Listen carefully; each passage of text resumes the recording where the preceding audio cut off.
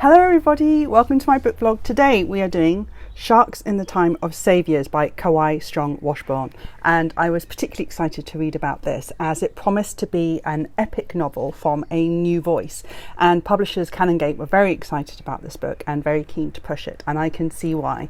It feels like a contemporary Grapes of Wrath, or it certainly looks to do that. It is a novel about poverty, loss, grief, and broken dreams, the broken American dream, all centered around one family living in contemporary Hawaii.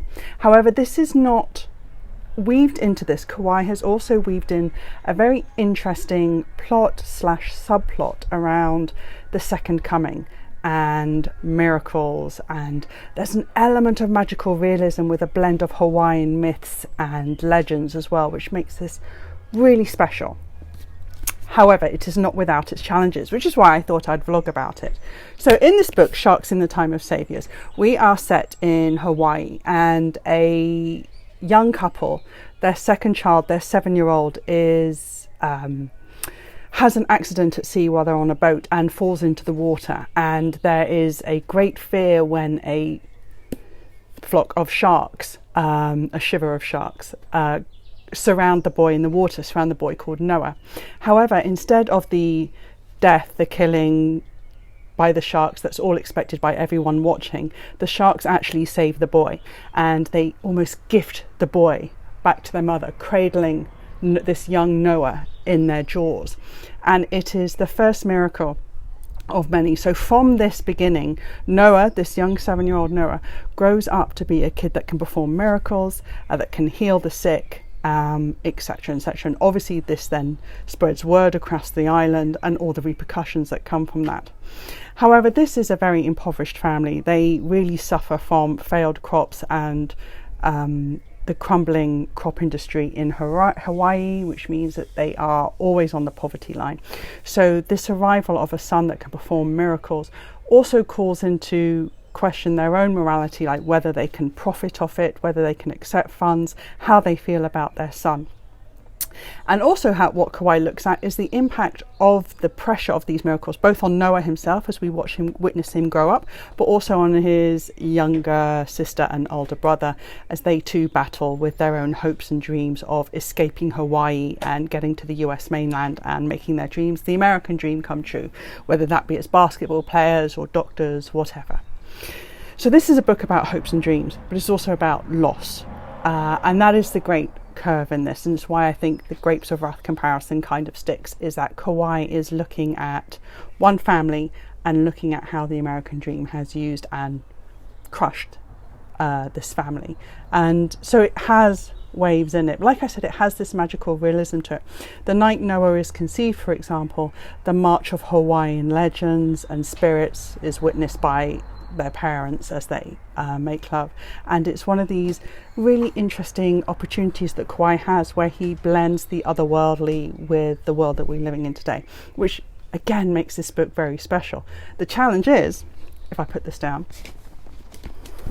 is that you're then starting to wield two stories.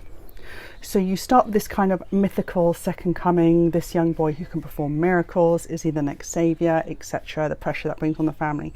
And then you have this American dream novel, the desolation, the poverty, the struggles. And sometimes you can feel it jar. So I was really interested in this story, and perhaps I kind of was so swept away about this boy who was saved by sharks and who went on to perform miracles that I thought this would be the main thrust of the book. In truth, it turns out that this is the main thrust of the book, the challenge to make it through life, the lost hopes, the failed dreams, that kind of epic. And sometimes Kawai, I wouldn't say necessarily it's weaved as well together as blended easily. These are two big ideas, and I'm completely for them being blended into one book. So when I finished this book, I initially thought, did I like this? And I did like it. I wasn't sure that I got it because I was so excited about this, and then suddenly we ended up here and I'm like, But actually on reflection, I really did, and I really worked. And I really think what Kawai is saying, even about the most extraordinary experiences, is you're still going to come up against capitalism. You're still going to come up against structural racism and discrimination. And that really nothing anymore will pierce this wall of capitalism that we have that crushes us. And that is what makes this book very special. So, thought I'd do a quick reading. Plenty of passages to obviously pick, because Kawai's writing is very lyrical, it's very poetic, it's very beautiful. But I thought the easiest point would be to pick near the beginning, when the sharks surround Noah in the water. And this is from the point of view of his mother. I hadn't been swimming long when the sharks passed under me. I remember them first as dark blurs that the water told me the weight of these animals, a shove of wake against my legs and belly. They passed me, and all 4 of their fins punched the surface, knives on the summit of dark swells cutting for you. When they reached where your head had been, the sharks dove under. I started to swim after them, but the distance might as well have been to Japan. I dunked once to try and see. Underwater there was nothing but a vague darkness and froth where the sharks were. Other dark colours, pink and chummy ropes rising from the froth. I knew these would be next. I didn't have any more breath. I broke the surface and choked in oxygen. If there were sounds, if I yelled, if the boat was closer, I don't remember. I went back down. The water where you were was all churn. The shapes of the sharks were thrashing, diving, rising, something like a dance. The next time I went for air, you were at the surface, sideways, prone and ragdolling in the mouth of a shark. But the shark was holding you gently. Do you understand? It was holding you like you were made of glass, like you were its child. They brought you straight at me. The shark that was holding you, carrying its head up out of the water like a dog. The faces of those things, I won't lie. I shut my eyes as they neared, when I was sure they were coming for me too, and if everyone was yelling and crying out, as I imagined they were, and if I was thinking anything, I don't remember any of that except the black of my closed eyes and my prayers without a mouth. The sharks never hit. They passed again, below, around me, wake like a strong wind, and then I opened my eyes. You were there at the boat, clutched to a life preserver. Your father reaching down for you. I remember how angry I was at how slow he went all the time in the world, and I wanted to say, are you a fucking Hannah country worker? Grab our child, our alive child.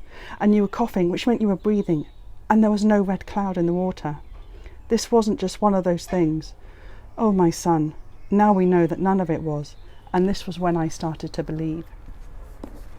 A really, really challenging but revelatory book that heralds a really exciting new writer. Sharks in the Time of Saviours by Kawai Washburn.